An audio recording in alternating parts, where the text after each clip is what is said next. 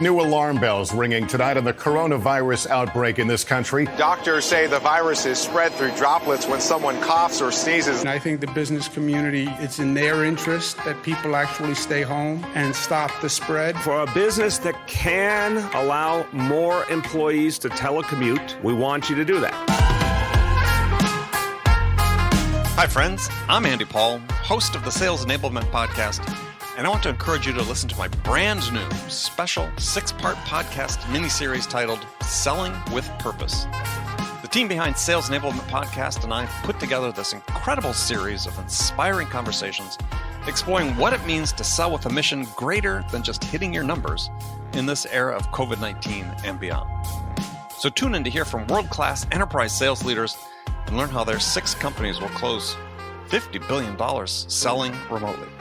See how they've supported essential workers with the products and services they need to stay safe and thrive during this time of crisis. Subscribe to Selling with a Purpose now on Apple Podcasts, Spotify, Stitcher, or wherever you listen to podcasts.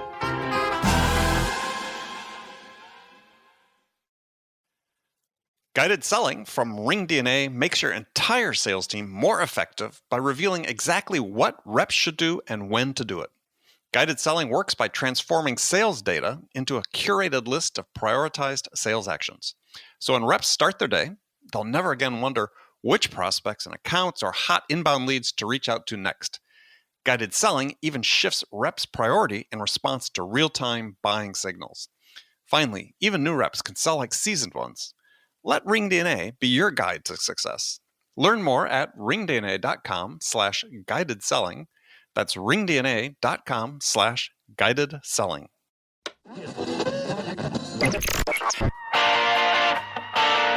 It's time to accelerate. Hey friends, this is Andy. Welcome to episode 709, that's 709 of Accelerate, the sales podcast of record.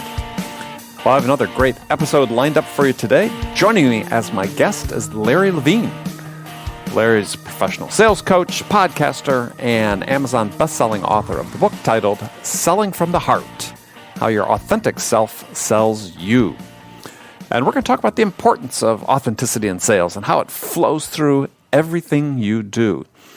You know, trust is the basis of a healthy sales relationship, and it's virtually impossible to establish trust with another person unless you're acting as your own true self, being your own true self. So Larry and I are going to talk about the importance of understanding your why you're in sales, and how you make sure you integrate that why into every step and every interaction in your sales process. And why it's important not just to follow your sales process, but understand the why of each step of it. So it's really about becoming the best version of you. Really, that's what authenticity is. You know, learning how to become this very best version of you. We're going to dive into how you should go about that process. Now, before I get to Larry, I want to take a quick second to talk about the Sales House, the sales growth accelerator for B2B sellers. Now, if you're not completely satisfied today with the trajectory of your sales career, then the Sales House is the resource you need to reach the next level. Members get unlimited access to playbooks, checklists, courses, coaching, mentoring, and an engaged community to help you sell with more confidence, more trust, more impact, and greater acumen. So it's all designed to help you win more deals. So remember, as we like to say in the Sales House, learn more means to earn more. So come become the best version of yourself in the Sales House. Visit thesaleshouse.com. That is thesaleshouse.com/join. All right, let's jump into it with my guest today, Larry Levine. Larry, welcome to the show. Hey, Andy, I'm looking forward to this one. Oh, yeah? Compared to others that you're on? No. Yeah, tell me which ones you don't look forward to. Oh, I will. I'll tell you which ones I don't look forward to. Okay. The ones where I get the questions sent to me a week in advance. How's that? Yeah, well, you know, I don't do that. So I know. Neither do I. I mean, you've been on my podcast, Yeah. You know. I mean, it's right off the cuff. So yeah, I want people just to show up and have a good time. Hopefully it shows that. I know we'll have a good time. So I do want to talk about your book, Selling from the Heart. Good book. People should pick it up and read it. There's certainly, hopefully, as you get through and listening to this episode of the show, is you'll go check out Larry's show, is you'll see why it's called Selling from the Heart. But I want to talk about some of the things that were sort of a few things that caught my attention early in the book that relate to a lot of the things that I'm passionate about these days in terms of educating salespeople and the like. So, quote to start the book from Simon Sinek saying, "People don't buy what you do; they buy why you do it, and what you do simply proves what you believe." So, why did that strike a chord with you? For a couple of reasons. I mean, I live, eat, and breathe Simon Sinek stuff. I've read Start With Why cover to cover. I get his emails every day. His message, for some reason, resonated with me a long time ago. And where it struck a chord is sales is just brutally tough to begin with. In my opinion, it's a tough business. I mean, there's various reasons why people get into sales, but I always tell them, if you're going to get into sales, you got to have thick skin. Sure. But, absolutely. I mean, if you don't, get out of sales. But, it's the whole concept behind really understanding your why. And a lot of people are talking about it, but I don't think people really take it internal and they go, okay, why am I really doing this? What's the purpose behind why I'm in a sales role, whatever capacity you're in? You got to really, truly understand what's driving you to do this and why are you doing it? And it's simply, I get it. It could be, I want to do this because of a paycheck or the money. And if you ask most salespeople why they're in sales, they're going to say, I'm in sales because of the money. But there has to be a deeper reason behind it, because so there have been studies that showed that actually, I think the number is roughly 80% surveys not in it for the money. I mean, I think for me, the successful people are never really in it for the money, and the money is an outcome of what they achieve. Well, and the money will just come. And that's, I mean, don't get me wrong. I mean, we all like to have money, but it's, the old saying, it's the root cause of all evil. But when it's all said and done, if you do the right thing and you really understand why you're doing this, I'm a firm believer good things just start to happen. Yeah, well, I think the expression "money is the root of all evil" is based on people who are, to your point earlier, is just driven by acquiring money as opposed to driven to be in service of somebody else, help your buyers, and as a result of doing that well, you earn a lot of money.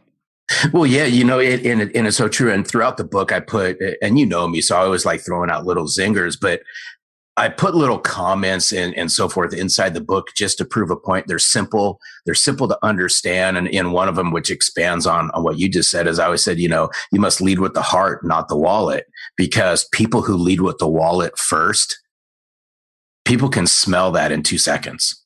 Oh, absolutely.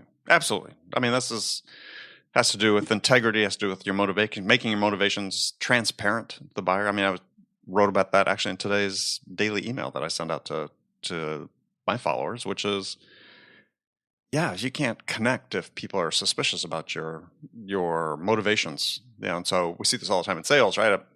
I build some trust. I'm here to serve you. I'm here to help you. But if you buy today, so I can get this order this month, then, and then suddenly you've communicated to the buyer that, oh, all right, well, I sort of like the products. I might go ahead and buy it, but the relationship's never going to be the same.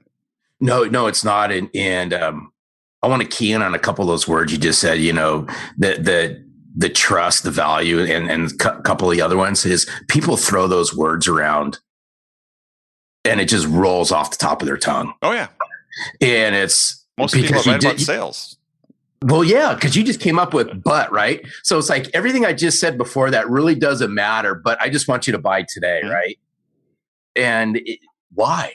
And it goes back to why I wrote "Selling from the Heart" was I just brought me to the table and in a way, because I came out of I think all sales channels have some dysfunction to it, but I came out of an extremely laggard, slow to adopt sales channel. I came out of the office technology channel.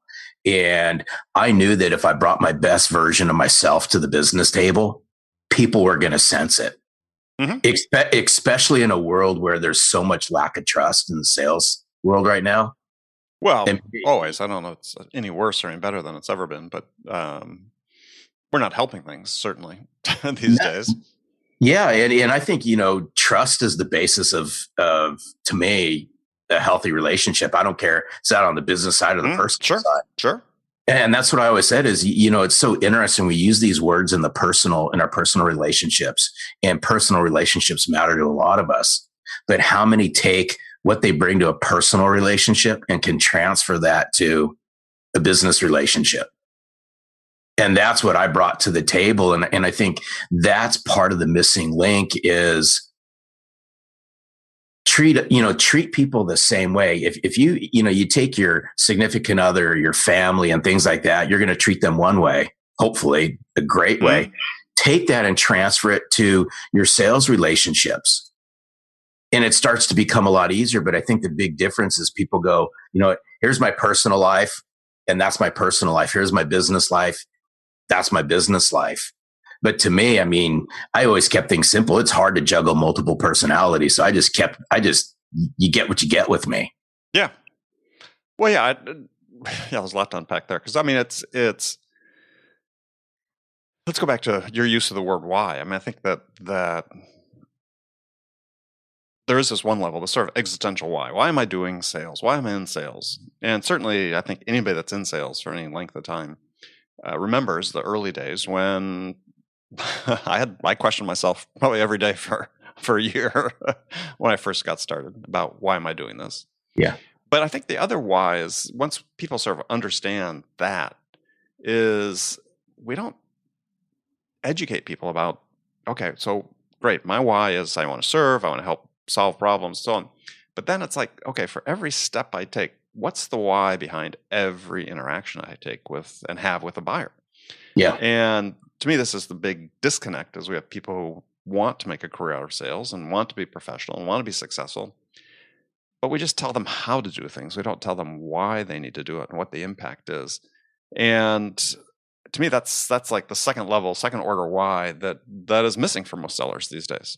And I think part of it's the environment, and we'll get into that because I have some questions for you about that. But it's increasingly increasingly we're sort of relying on sort of rote training for salespeople, and say, yeah, we've got the process and we got the technology embedded in the process, and that's primary. Is don't question it, just execute the process. Yeah, but how much of I'll throw something out there. How much of this is sure sales is a process, but how much of it, goes off into different directions? And I always said, when we start talking about that, the first thing that comes to mind as I start thinking about this is somebody had asked me a while back, just in a few short words, define what sales is. And I said, it's the art of the help. Mm-hmm. And you got to continually be helping people along the way, which means you got to continually be helping yourself, which means you got to continually be learning. You got to continually be bringing the goods to your clients. And if you don't, expect to be replaced. Well, yeah. If you're not, the results are going to show it. So, let's talk about that a little bit and sort of expand on that as you talk about education. And obviously this is, a big thing with me with the sales house and all we're doing to educate thousands of sellers there is, this whole idea of how much of themselves should people be investing in order to keep learning.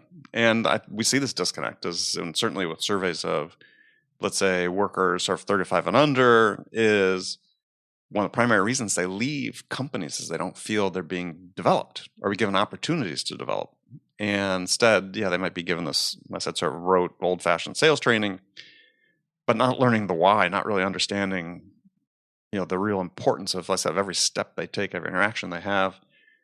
And so they have to, as much as we'd love to advocate, and I do advocate that companies need to invest more in this type of education, as long as I've been in sales, which is even longer than you've been in sales, is it's never really changed. So I've sort of reconciled myself to the fact, and it's part of the reason we started the sales house, is that companies aren't going to step up and help people with this type of education. You have to invest in yourself. How do you get people to buy into that, though? Wow.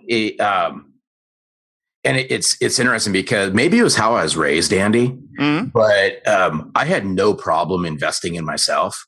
And there's simple things that I want people to realize, especially in sales. They can invest in themselves by simply reading a book or listening to a podcast, Yeah. or asking lots of free resources available. There's a ton of free resources. And what's really interesting, and that I encourage salespeople to do, and I encourage them to do this all the time, is your clients are some of the best source of help. And what I mean by that is too few salespeople will spend time with, I'm just going to throw some titles out there, right? Too few salespeople will really understand the role of a CFO, or they'll not really understand the role of an IT manager, or a mid-level manager, or an op manager, or somebody in purchasing, right? Help me understand how you do your job, right? Right. Why are you in this job? What are your metrics that you use to define how you do a great job?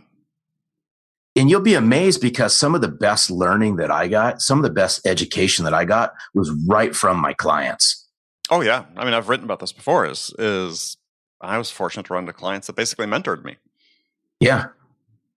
And those are that's what I encourage salespeople to do, is but you have to get vulnerable with yourself, which means you don't know everything. And you have to be okay showing it.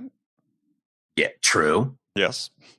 But, I've talked about books, podcasts. I mean, simple things to invest in yourself, right? Go take a course on accounting, right? Or go take a course on marketing yourself, or go take a course on some forms of technology. These are just simple things that are out there.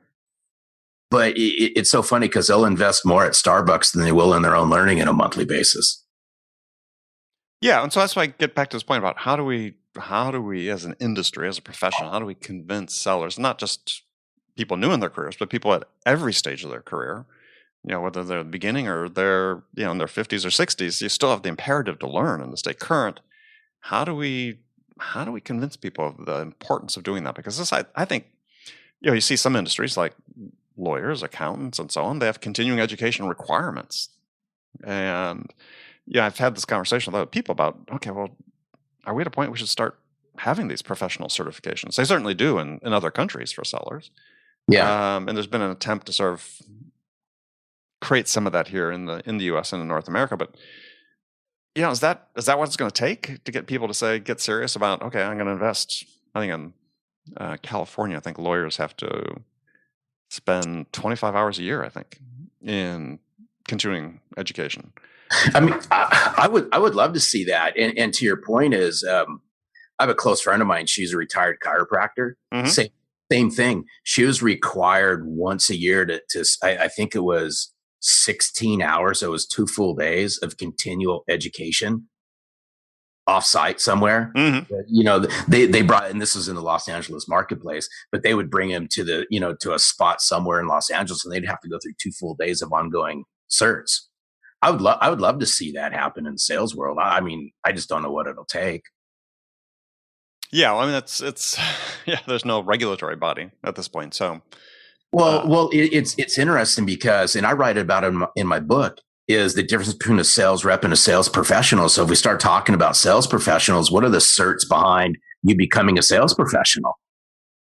Well, yeah, I mean, you did right. You spoke and made that distinction. I think chapter 2 or something. You went through that in details. Yeah. So, in your mind, tell people what you think the difference is between a professional and a sales rep. I mean, we're talking about it right now. I think sales professionals continually educate themselves, and sales reps will just do the bare minimum just to get by. But a sales professional, and this is where I keyed in on it, and I commented on somebody's post. This goes back probably about a year or so ago, and everyone wants to make the analogies, Andy, between a professional sports athlete, professional sports teams. Oh, we love the cliches. Salespeople. Yes. We love to do that, right? You got to go out and hire ex-athletes, right? You got to go out and hire ex-collegiate athletes and bring them into your sales team, right?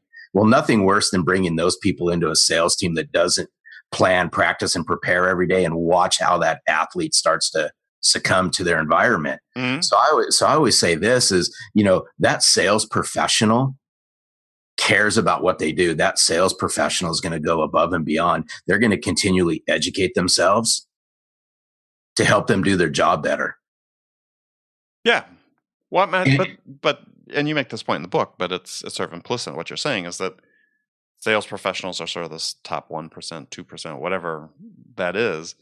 And I think the imperative I'm talking about is that if we want to make people believe that they can become the best version of themselves, which I think is really the goal, right? When you're trying to educate, and I've brought this up before with other people's, is I think we put too much emphasis on excellence, right? As I think what we want to do is we want to have people be good at what they do. For me, if somebody's good at what they do, they're reliably hitting quota. They may not be the superstar, Exactly. but the way that we sort of manage and label people in sales these days is you're either a superstar or you're kind of nothing, right? And I think that's partly because we have this fixation on excellence, and excellence is relative. If somebody's good at what they do, they're excellent at it, right? I mean, but the labels, it's like good's become a pejorative. You're settling to be good.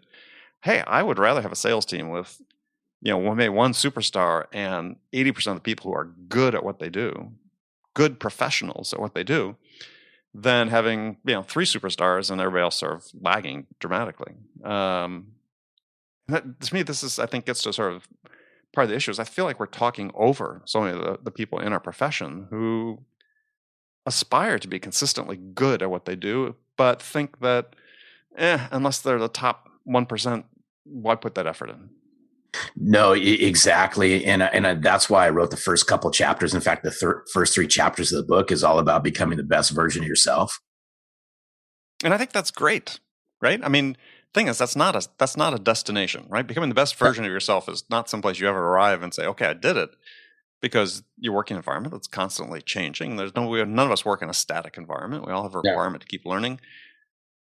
But if they make that part of their lives, you kind of an incredibly productive career, make money, support your family, and be fulfilled by what you do by being good at what you do. And I think we just set the bar and the expectation. You go to a conference, everybody talks about being excellent, right? It's like, I just want people to be good.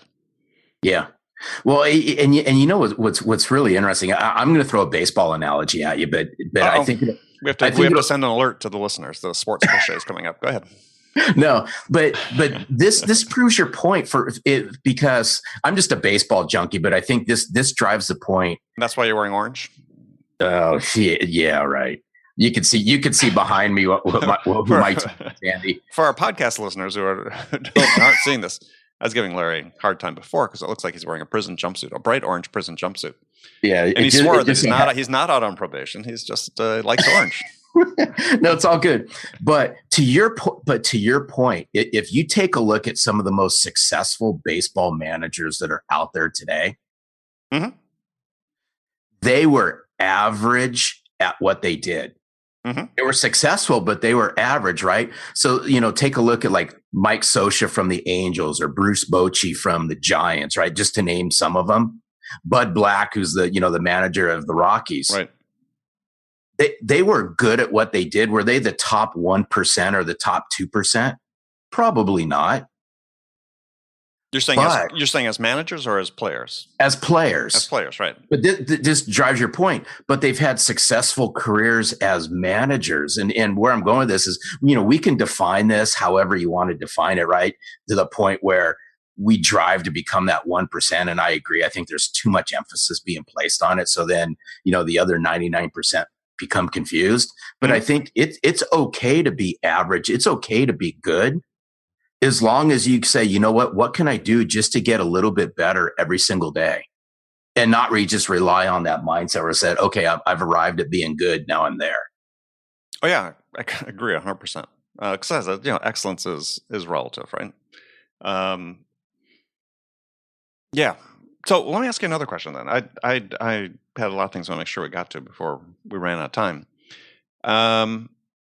This one, I probably don't agree with you on this one, is because you wrote in the book that, a quote, you're concerned about or paraphrase actually, concerned about the current state of the sales profession, which you're seeing as a lack of commitment to excellence, a culture of excuses and finger pointing has replaced hard work, grit, and determination. Why do you think that's the case? I don't think there's... Well, first of all, I'm going to throw it back at you. How come you don't agree? I'm just curious, and that's okay. Yeah, because I love having discussion. Yeah, I think that not so accusing you of this, but I have directly accused other people of this is on the show. Is I think every generation has a nostalgia about how hard things were, how difficult things were for them when they were coming of age and in the profession and so on. And through all my work with individual sellers and companies and so on, I don't think there's a generational difference in terms of drive, in terms of wanting to succeed, wanting to achieve certain things in their life. They maybe have a little bit different path to do it than we did. But when you and I came of age, we were, so typical, as people describe about boomers is, we love to be told what to do. We didn't expect feedback. We didn't expect, pats on the back. We just, maybe that's because the way we were raised by our parents, post-war generation parents, whatever. Yeah, people are different, but I don't see any softness. I mean, I see people just like we were when we were getting started in our career. But it's not you. I mean, it's other people have written books recently, very much more strongly stating similar feelings. I think that's. I don't think it's true, and B, I think that it's part of this whole labeling thing we do with sellers. And if we're trying to get people excited about investing in themselves and seeing what they can achieve, we don't want to put labels on them that said, you're behind, or inherently you're a little soft, you can't really achieve what we achieved, because I don't think that's the case at all. Yeah, no, and I agree, but where I was going with this, and maybe it's right of the generation and how I was raised, but I see it even in the sales teams I work with. If you ask, I'm just say, an average salesperson in the team, right? Hey, why did this happen, right? How come you missed quota, or why'd you have a bad week? Or you see where I'm going? This is just start asking them some questions. They'll finger point. Well, this happened or this happened. Well, in all actuality, the reason why you didn't hit quota is because of you. And maybe I take a strong stance on it, Andy, but when it's all said and done, you're solely responsible for your outcomes. Yeah. Well, my point is, I think if you transplanted yourself back 30 years ago, into the 80s or 90s, whenever whenever that was. Yeah. And you were at the experience level you are now, and you're working with sales teams, I think you would find that the exact same behavior is going on. Yeah. This is the thing, there's so much of what people, again, supposed experts talk about that is so anecdotal, but as people sort of try to take it as truth, which is just, I don't think people have changed that much. I think it's buyers haven't changed. Everybody likes to say, the buyers have changed. No, the information available to them and how they process it and acquire that information has changed. As humans, their brains work the same. Yeah. We don't evolve that quickly over 30 years. Give me another 100,000 years. I'll grant your point, though. People process information differently. But I think that's true of sellers as well. And I think for those of us in the business of helping sellers, again, not pointing fingers with anybody. It's just like, I think we need to take a step back and say, let's not be so nostalgic. Hey, when we walked to school uphill both ways when we were kids, that type of thing. Situation's pretty much the same. People are still much the same. Some of the trappings are different. As I said, technology obviously has changed in terms of people outreach to prospects and so on. I don't know.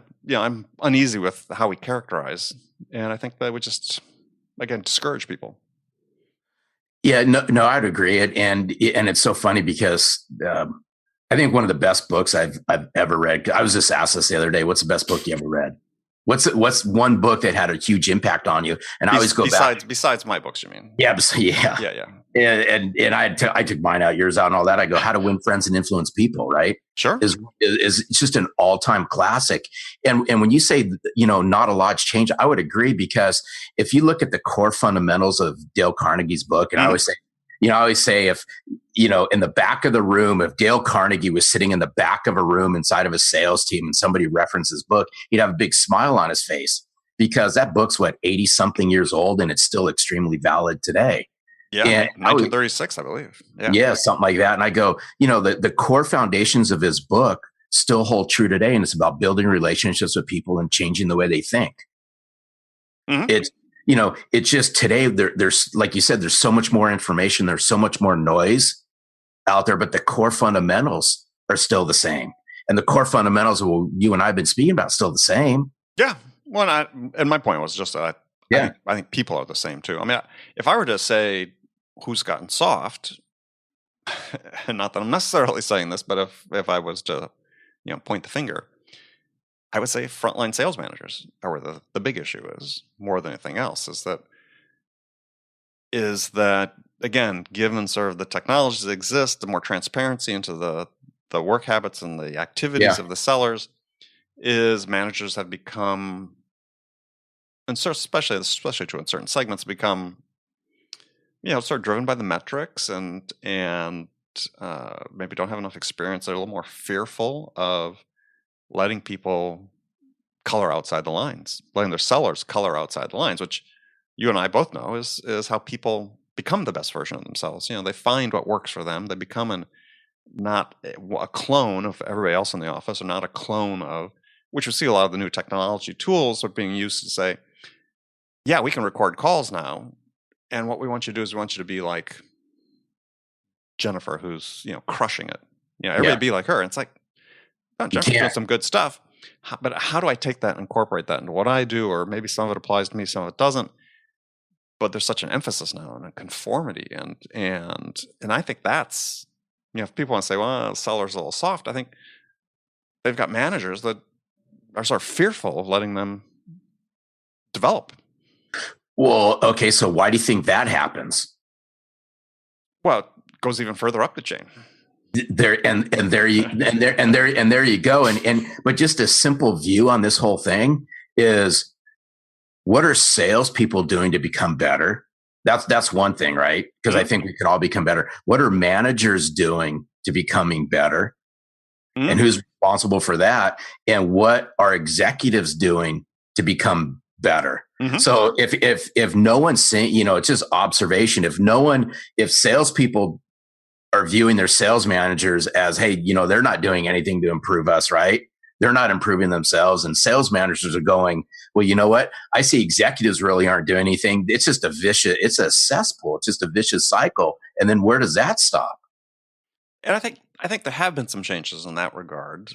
Over the years. I mean, certainly when I got started working for a big company, I was in classroom training for 8 to 10 weeks my first year. I mean, it was intensive, right? Doesn't happen as much anymore. No, it was interesting. I read a friend of mine's article on Forbes this morning, and I happened to see it scrolling through my newsfeed and LinkedIn, and it was about he loves asking questions to CEOs and executive level management. Who's your most important asset?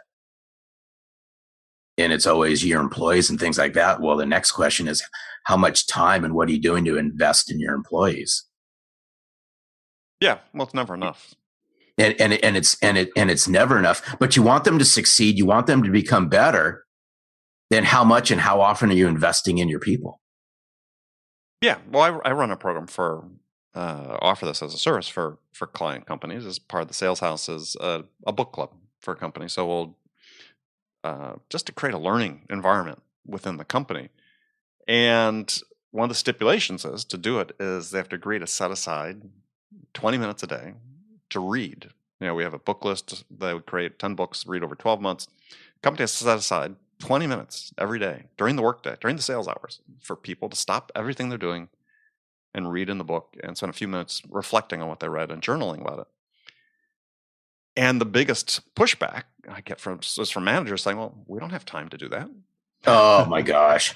My gosh. And it's like, yeah, I can show you the math. Of course you have time to do it. I mean, your salespeople are only spending roughly a third of their time actually interacting with prospects or preparing to interact with prospects. It's a lot of time, right? A lot of time. Oh, no, we don't. It's just like. It just means it's not important to them at that time in that moment. Well, I think it's fear. What they're afraid is, well, yeah, if I set aside this time and then we don't meet our number, somebody's going to point the finger at me. Instead of saying, well, this is what I'm doing is, yeah, I'm investing now so that in future years, we've developed this culture of learning in our environment. We're showing the sellers in our organization that we care about them, that we're devoting time and money to put this program on an ongoing basis. And that's all fear, risk aversion. Well, yeah, but I can guarantee you this. I mean, and you'd agree with me, Andy. They'll find 30 minutes a day to do absolutely nothing, but that's okay. Yeah, yeah. And again, I'm not saying this is necessarily new, right? I think, I wasn't trying this 30 years ago, but it's certainly the case where we're at today, and I think it's sort of accentuated just by, again, greater transparency afforded by the tools we use into our daily activities, as people are afraid to say, "No, we need to take this time." Yeah, and you bring up a good topic because you bring up the book club. I've been, my book's been out 4 or 5 months, Mm-hmm. and this is where I started picking up on the book club. Is I'll be amazed how many people, I'm sure reading your book as a book club. People are reading my book as a book club, and I go, you know what? I applaud the sales managers that actually do that. They'll take a small group, 10, 12 salespeople, and they'll read a chapter, right? They read a chapter a week. I did it, my last tenure inside the office technology world. We had to read 3 books as a major account team. And we had, every Monday we went around and somebody was responsible for driving the chapter. Mm-hmm. Exactly. Right. And they had to come up with a couple questions to get people to talking about the book. And it was actually really good because if you think about it, I mean, you could read a good couple chapters in 30 minutes. Yeah, well, that's what I said. It's just 15 minutes. Read 15, journal for 5. And when you see companies that do this, then they will hold, depending on what the customer wants, whether monthly or quarterly webinars where we talk about this, is the books with them and their sales team. Is people are sitting there with their journals and they're referencing and they wrote stuff down. They understand it. They've integrated the knowledge. Very simple exercise, right? I mean, you think about it. One company I did this with, I don't think any of their sales team had read a sales book. So after a course of 12 months, they had read these 10 books. They're that much smarter. The parts that they were absorbed and integrated in what they're doing, whether it's one thing per book or whatever, but they just got exposed to so much more knowledge. They were that much more open to learning, that much more capable. Well, and the other thing too, and the positive thing that comes out of this is all those books that sales teams read. Imagine the conversation starters that they have when they're sitting at the business table with somebody. Hey, Andy, you know what? My team's reading the book right now titled ... Right? Hey, just curious, have you heard about the book before? Hey, in chapter 1 of the book, this is what I uncovered. Hey, if you don't mind, I mean, if you like reading books, I'll go grab you one of these books and then, you and I can discuss it. See where I'm going with this? Mm-hmm. It's a great opportunity to reposition yourself inside your client and your prospects business. Yeah. Well, then to your point earlier too, is certainly over the course of my career, I've received a lot of book recommendations from client CEOs. Yeah. I mean, somebody asked me in my consulting business, somebody asked me not that long ago, how did I qualify the CEOs of the companies I was potentially working with as a consultant? And I said, well, my qualification was based on when I walked into the CEO's office, how big was the stack of books on their desk? Yeah. If they didn't have any books on the desk or they didn't have bookshelves that were loaded with books, it was like, this probably isn't going to work. Yeah. And it's so interesting because I just don't think enough. I just don't think there's enough people out there that'll set aside the time to read.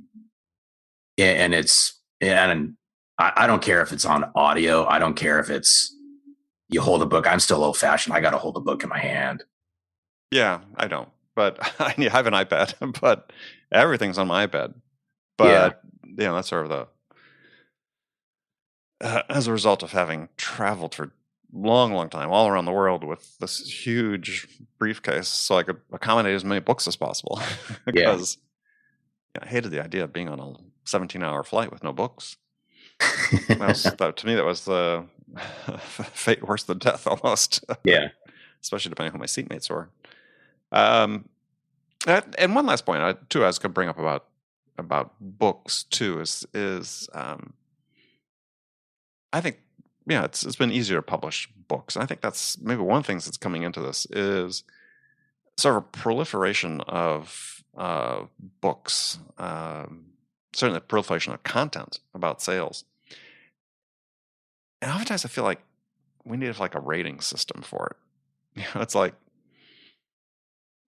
this book was written by somebody who actually went out and sold something, as opposed to 80% of them where they weren't written. People had some experience perhaps, but you just, and maybe it's not just a rating based on expertise, but level, right? This is a book geared for this level of seller, right? Let's try and make this, we don't pinpoint that enough. And I think it'd be much more effective rather than writing a book that says, everybody regardless of the stage of the career should read this book. Have some sort of little rating system on it, so people would say, "Oh, well, that's for me." Yeah, no, and I love it because the first word that pops into my head when I was listening to what you're just saying is practitioner. And and why I'm going through this is I just had this conversation, in fact, yesterday with somebody, and we were on a call. We were on a Zoom call, and we started talking about that. Their sales team really latches on to when somebody comes in their office and talks about, hey, let me share with you the practicality behind this, or let me share with you how I've been using this. And salespeople, all of a sudden their ears go like this, right? They're all in, as opposed to that person who comes into their office and their sales team who's been out of the field for 15 or 20 years. They'll listen, but are they really listening to them?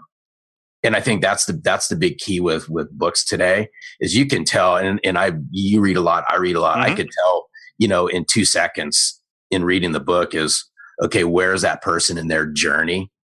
Mm-hmm. Yeah, no, I agree. Yeah. Yes. I probably err on the side of being too judgmental about some of that. I would think the other thing though too is books just need to be shorter.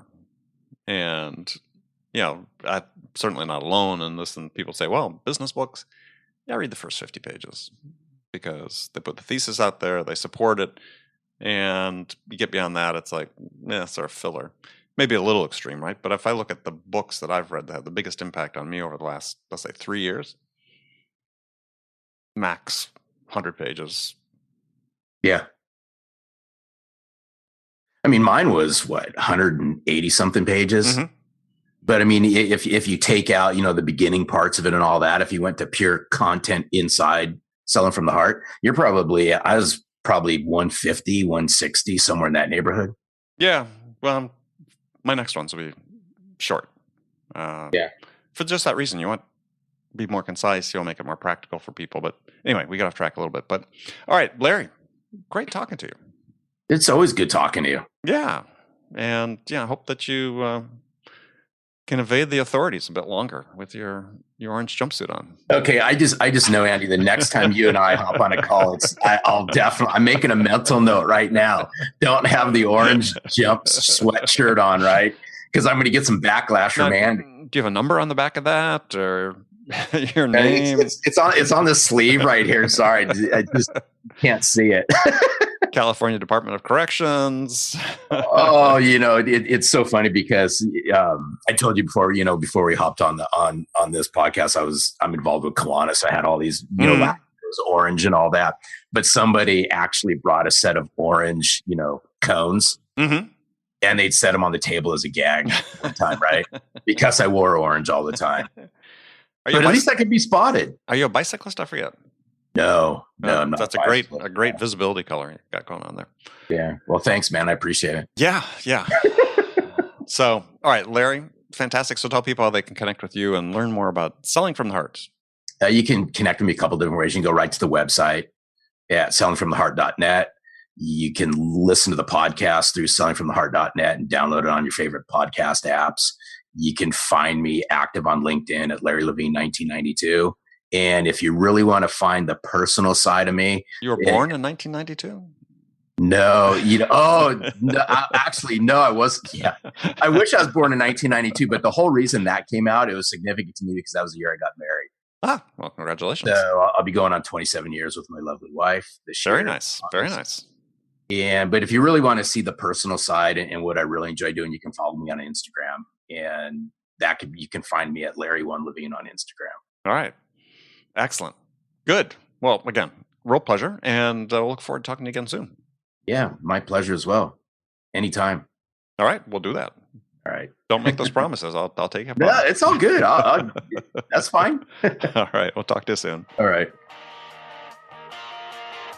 Okay, friends, that was Accelerate for the week. First of all, as always, I want to thank you for joining me. And I want to thank my guest, Larry Levine. Join me again next week as my guest will be David Sill. David is head of sales enablement at Discover.org. And David and I are going to talk about why and how to build a culture of trust in a sales organization, and how leaders can use this trust to drive the growth and development of the sellers on their teams. Really important topic, so be sure to join us then. Before you go, don't forget to check out the Sales House, the all-in-one sales growth engine for B2B sellers just like you. Visit thesaleshouse.com. Look forward to seeing you there. Thanks again for joining me. Until next week, I'm your host, Andy Paul. Good selling, everyone. RingDNA is the leading sales enablement platform that uses AI to help scale business growth. Trusted by the top companies across the globe, RingDNA offers a suite of powerful tools for every sales role. The RingDNA Dialer radically improves sales productivity and call connection rates, while guided selling helps reps know exactly what to do and when to do it. Conversation AI uses artificial intelligence to surface the most impactful coaching opportunities in real time. So, no matter where your team is working from, the RingDNA platform can help them exponentially increase call connections, opportunities, and revenue. Learn more at ringdna.com/platform. That's ringdna.com/platform.